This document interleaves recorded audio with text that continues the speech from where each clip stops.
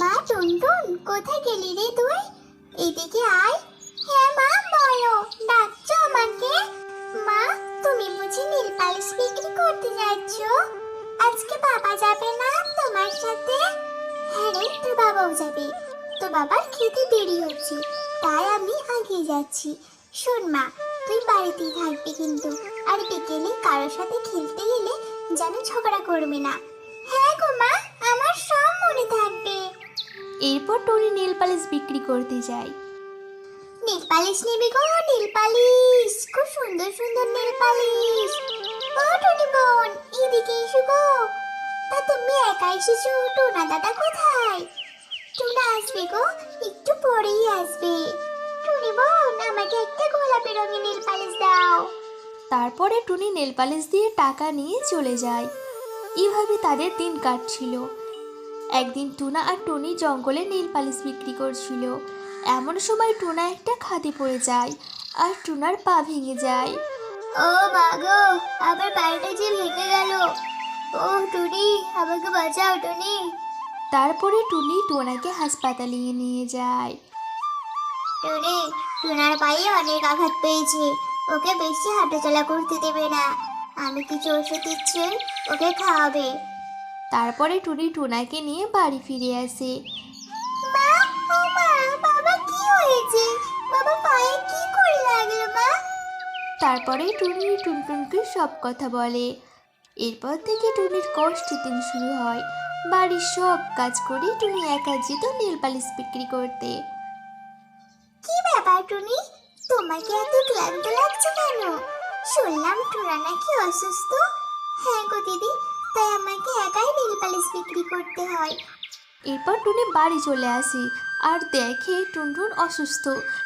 মা টুনটুন, কি হয়েছে তোর? তুই এমন মেঝেতে শুয়ে আছিস কেন? ওঠ মা, কি হয়েছে তোর?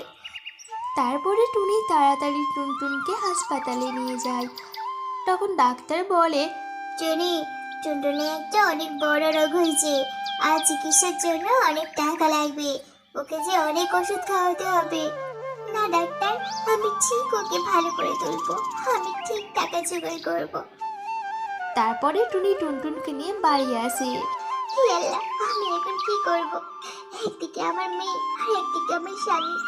আমি দুজনের চিকিৎসা কি করে করব? এত টাকা কোথায় পাবো? এরপর টুনি জঙ্গলে জঙ্গলে ঘুরতে থাকে। নীল পালিশ নেবে? নীল পালিশ, দিদিরা খুব সুন্দর সুন্দর নীল পালিশ আছে। এমনভাবে টুনি ঘুরতে থাকে, কিন্তু টুনির নীল পালিশ কেউ নেয় না। টুনি ক্লান্ত হয়ে একটা গাছের নিচে বসে পড়ে আর ভাবতে থাকে, সারাদিন একটা নীল পালিশও বিক্রি হলো না। হে আল্লাহ, আমাকে তুমি পথ দেখাও। আমি কি করে আমার মেয়ে আর আমার স্বামীর চিকিৎসা করব?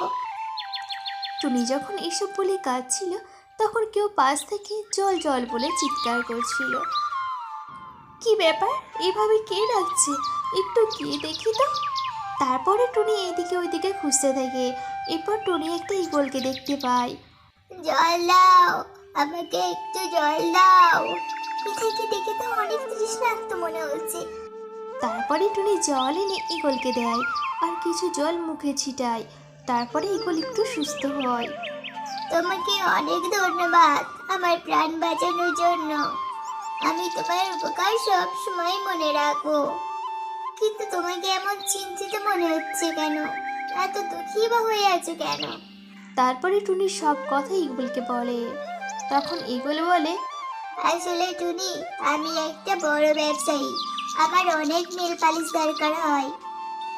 তুমি যদি আমাকে প্রতিদিন নীল পালিশ দাও, আমি রোজ তোমাকে অনেক টাকা দেব।